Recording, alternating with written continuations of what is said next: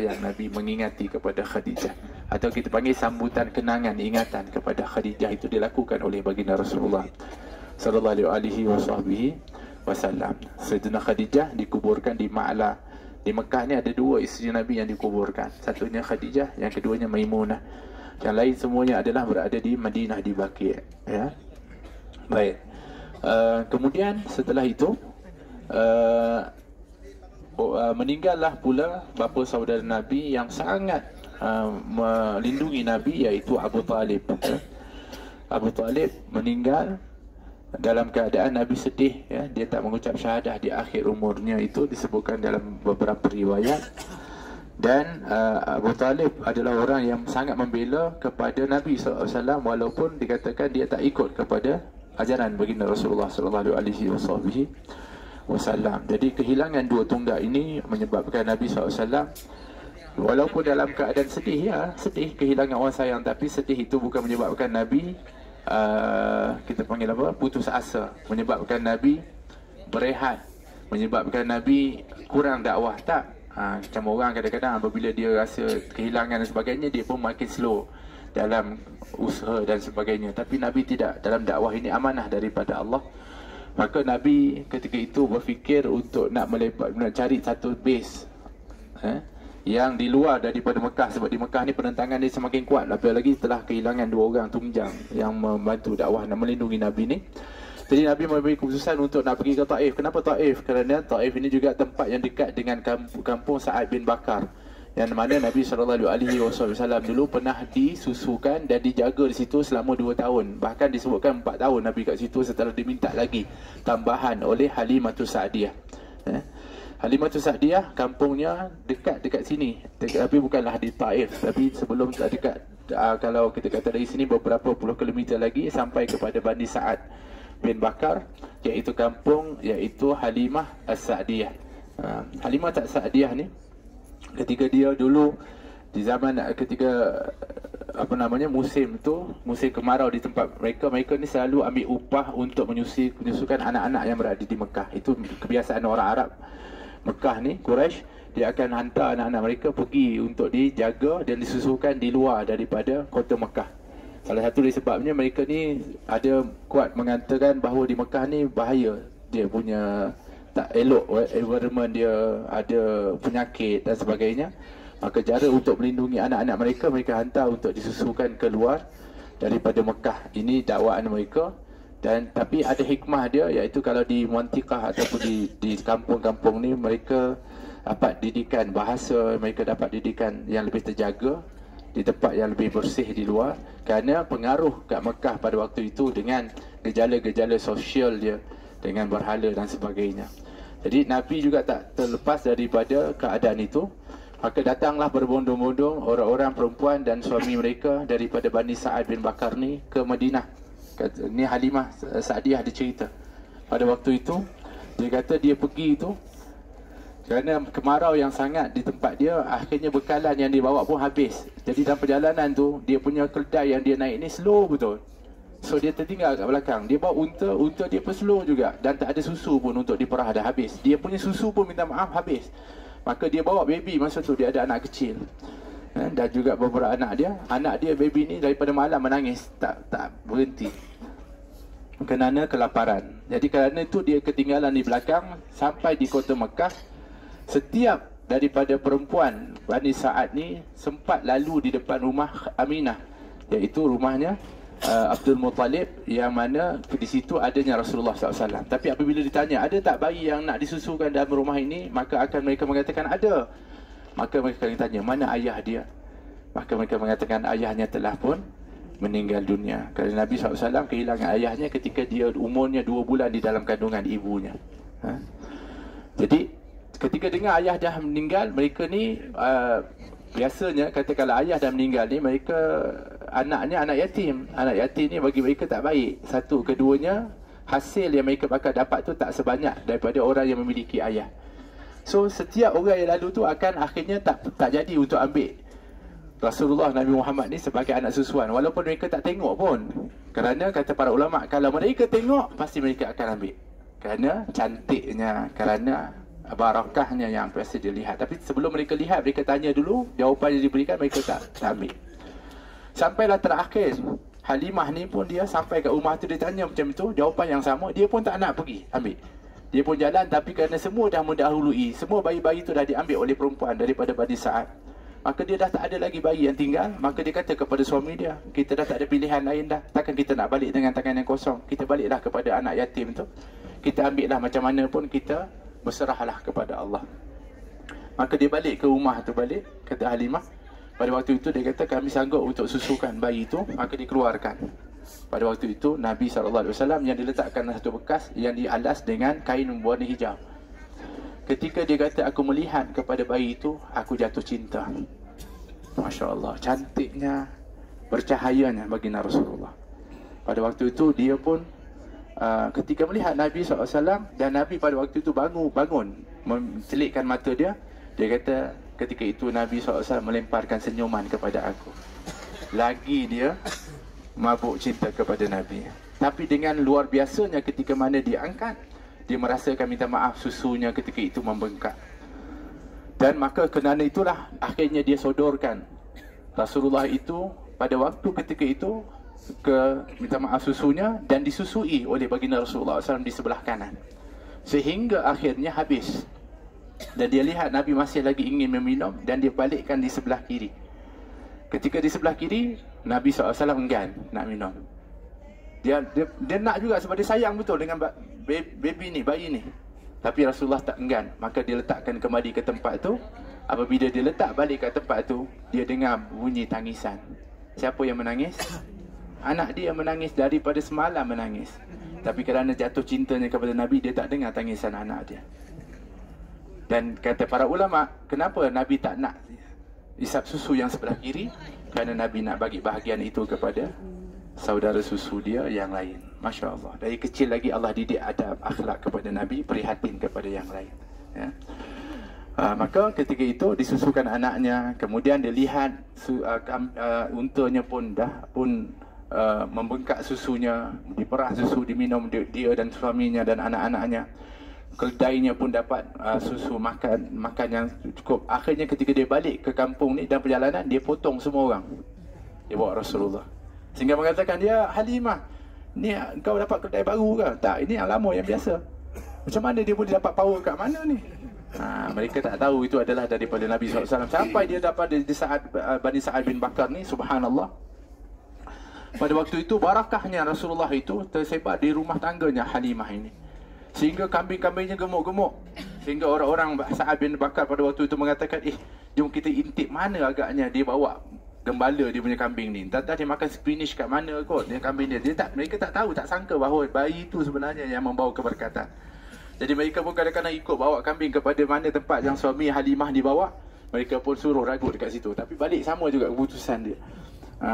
Kerana yang memberkati itu adalah kerana berkatnya baginda Rasulullah SAW. Maka menyusulah ketika itu dia di tangan Halimah Sa'diyah selama 2 tahun.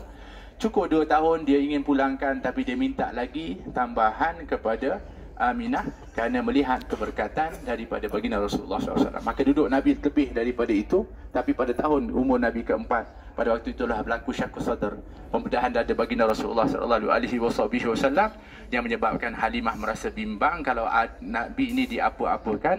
Kerana sayangnya kepada Nabi, akhirnya dipulangkan kepada ibunya kembali, iaitu Aminah. Jadi itu peristiwa ketika mana disusukan baginda Rasulullah SAW. Kata anak Halimah ni bernama Syaimak. Pada satu ketika dia keluar dengan Rasulullah ni di musim yang sangat panas. Kalau yang panas sangat ni, kalau kata suhu lebih daripada 50 ni, boleh membakar kulit. Pada waktu tu orang-orang biasa tak keluar daripada rumah. Jadi waktu tu Nabi keluar bersama Syaimak. Halimah punya risau, dia sayang betul dengan Rasulullah.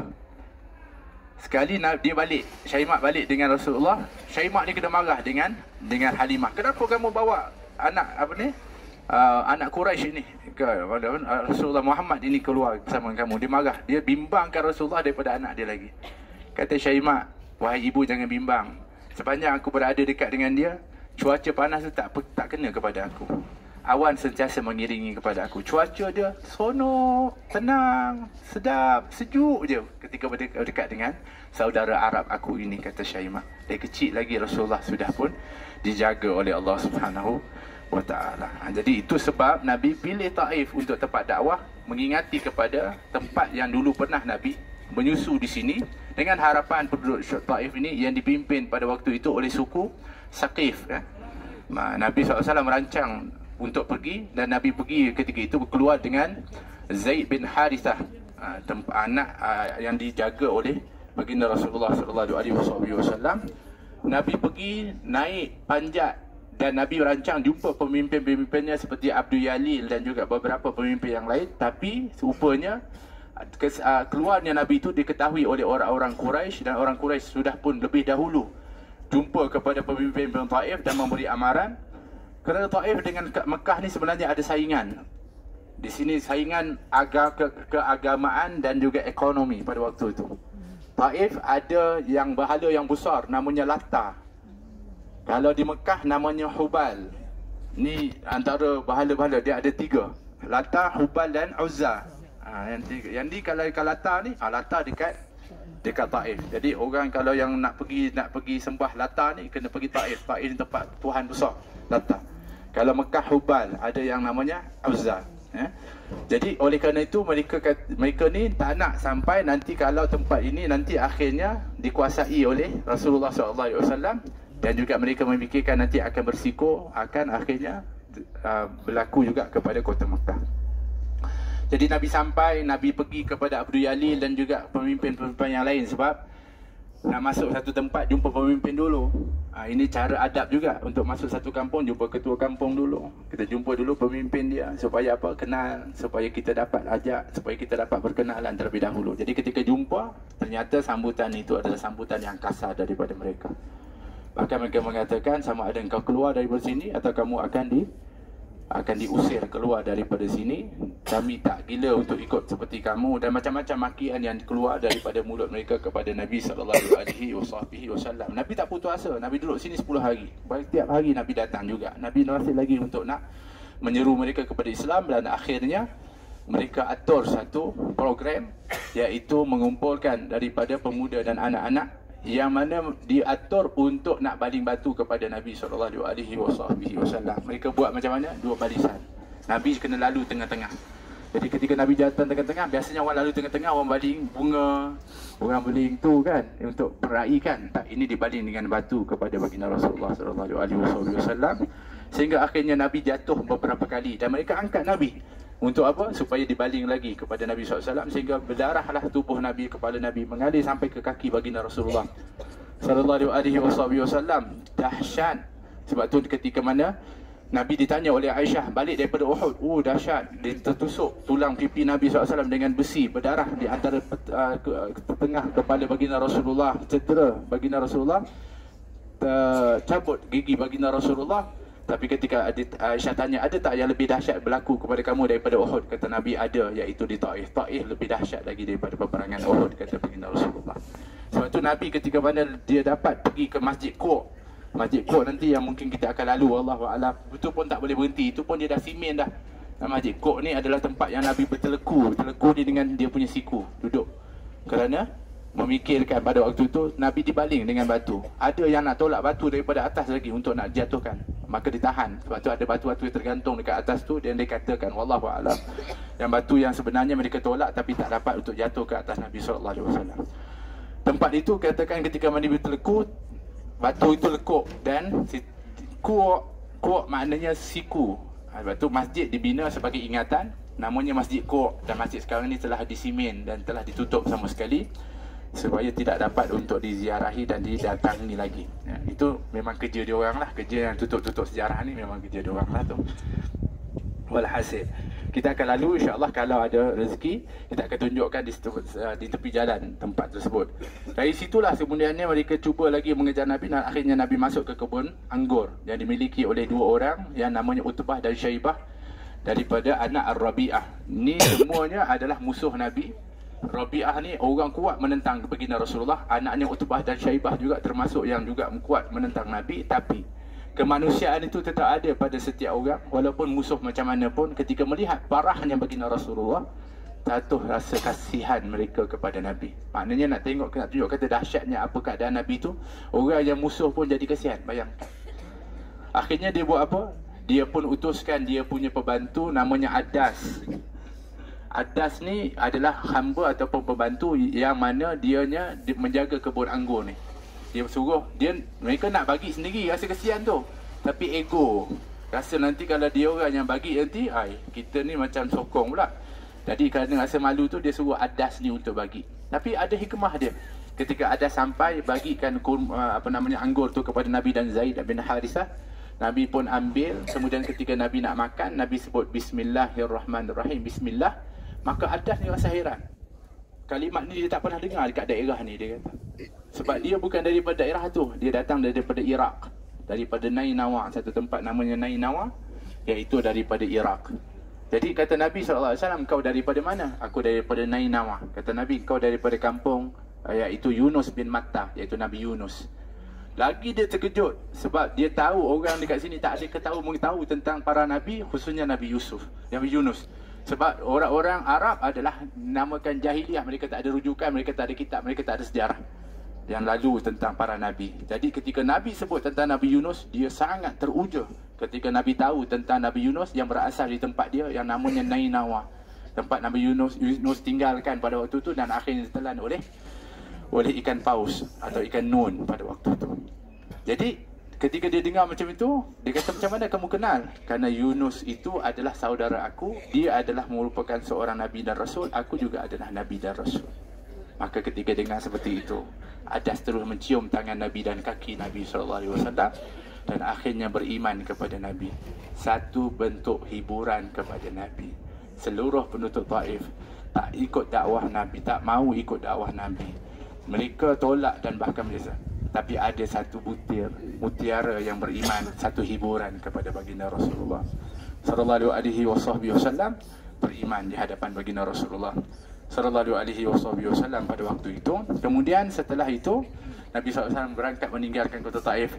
Nanti kita akan pergi ke Masjid Sayyidul Kabir, tempat Qarnul Manazil. Itulah ketika itu Nabi SAW duduk.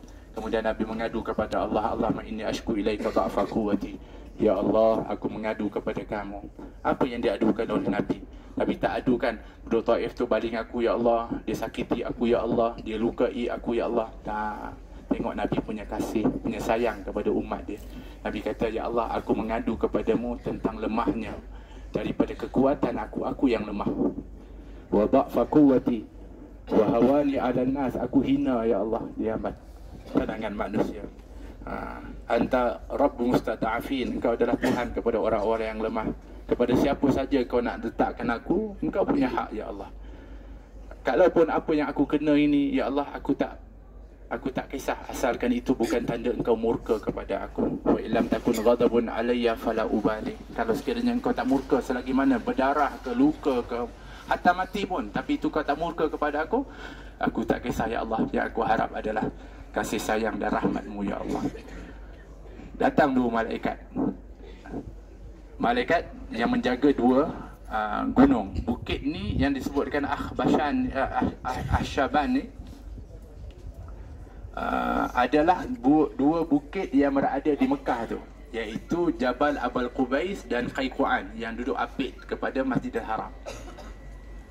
Kata malaikat ni, kalau kalau kau nak cakap je, aku akan angkat dua bukit tu untuk empat ke atas bukit penduduk Taif ni. Kata Nabi, jangan. Aku mengharapkan keluar dari sulbi penduduk-penduduk Taif ini orang-orang yang nantinya akan membantu kepada agama Allah. Allah mahdi qaumi fa innahum la ya'lamun. Ya Allah, berilah hidayah kepada kaumku, sesungguhnya mereka tidak mengetahui. Ya Allah, didoakan bahkan kepada zuriat. Kita kalau marah, kita sumpah sampai 7 keturunan.